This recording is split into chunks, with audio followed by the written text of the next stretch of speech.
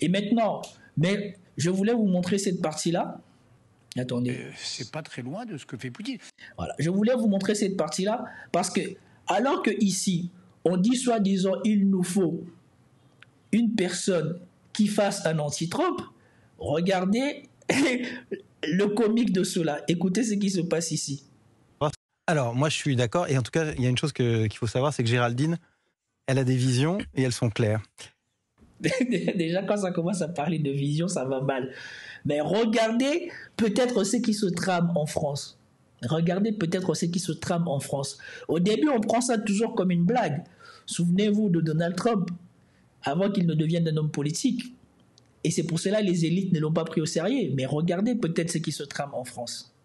Très objectivement, pour réfléchir à qui est le Donald Trump, non, je vais reprendre par rapport à ce que Géraldine a dit. On se connaît depuis 20 ans, donc on peut se parler comme plaisir, ça. Philippe.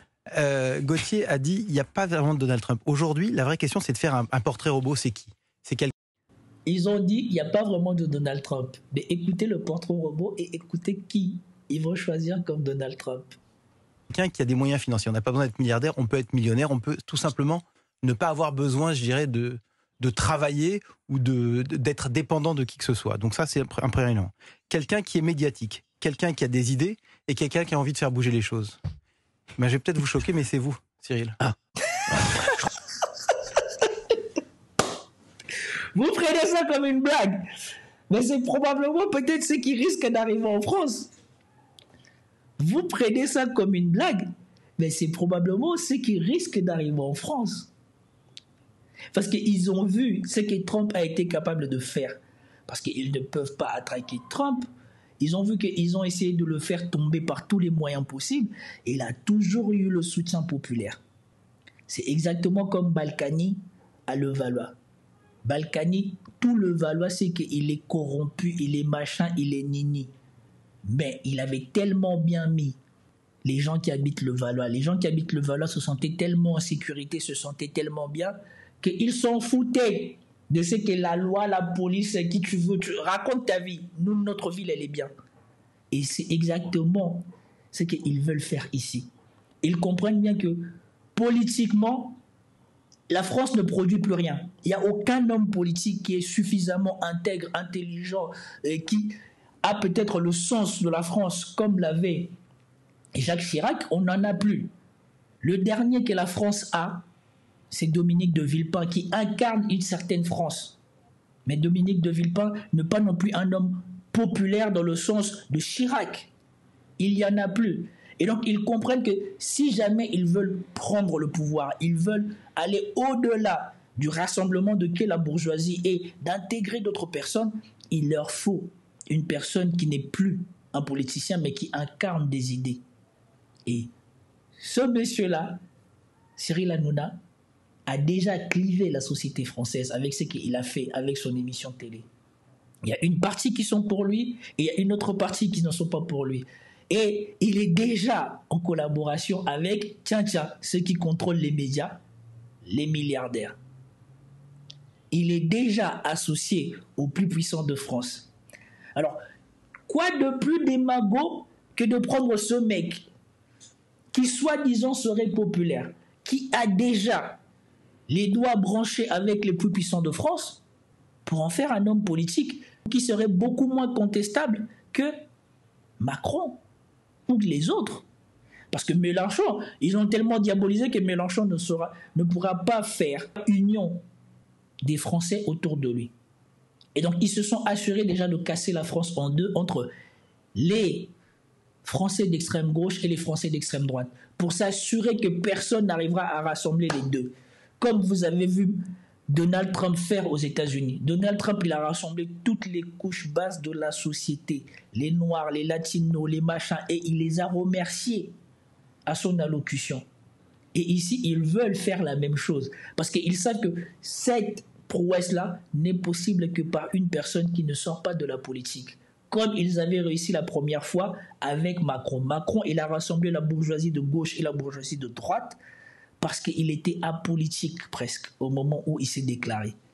Et ils ont vu que Macron a rassemblé la bourgeoisie de gauche et la bourgeoisie de droite, c'est peut-être mis le reste du pays sur le dos. Et donc ils veulent prendre une personne qui serait peut-être encore plus aimable que Macron pour rassembler au-delà de la bourgeoisie de gauche et de la bourgeoisie de droite, qui va mettre un peu de la population de gauche et de la population de droite sur lui. Et à celui-là, pour le battre, il faudra se réveiller tôt, parce que comme je vous l'ai dit hier, la mathématique de l'élection en France, c'est ne pas de rassembler 50% de la population. À partir du moment où tu rassembles 25% des gens inscrits sur le suffrage universel, tu es quasiment sûr d'être président de la France.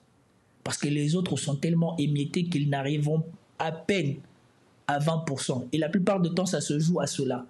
Le gagnant des élections, quand tu vas voir sa base, c'est entre 20 et peut-être 30%. 30%, c'est vraiment le max. C'est entre 20 et 25%.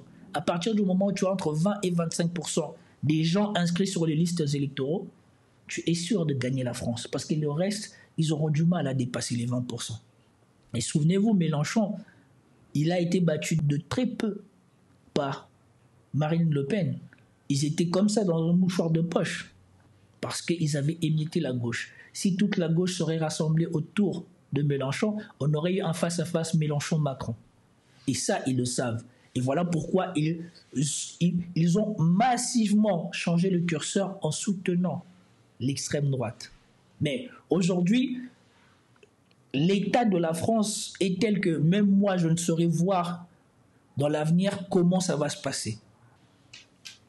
Je crois que c'était Fabien. Non, je suis sérieux. Non, c'est vous. Et c'est pour ça que je dis que Géraldine a moi, vu dans les c'était une pensées. blague. Hein. Oui, mais moi, c'est pas une blague. Okay. Parce qu'en fait, aujourd'hui, et on y a pensé en 2022, des gens y ont pensé en 2022. Oui.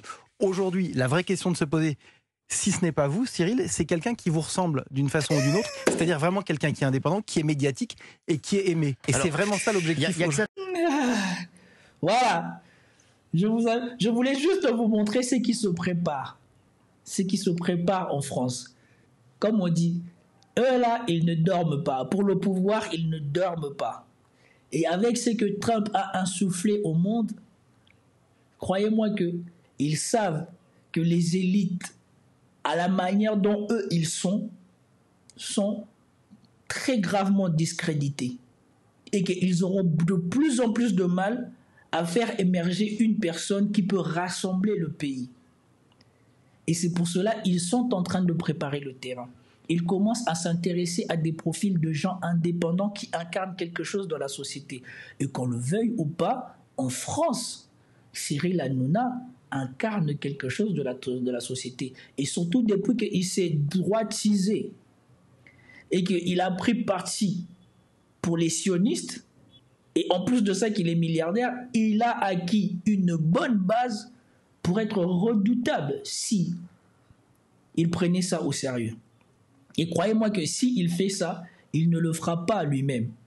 Il sera très bien soutenu. Contrairement à un Coluche qu'on a voulu écarter parce qu'il représentait une perte de voix, eh ben, pour un homme comme Cyril Hanouna sera probablement soutenu parce que le potentiel de gagner est beaucoup plus important que le potentiel de ne rien faire, de perdre.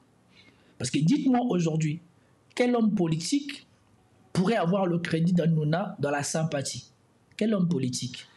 Si vous en trouvez un, vous me dites. C'est pour cela que c'était important pour moi de vous montrer BHL avant et de vous montrer cet extrait.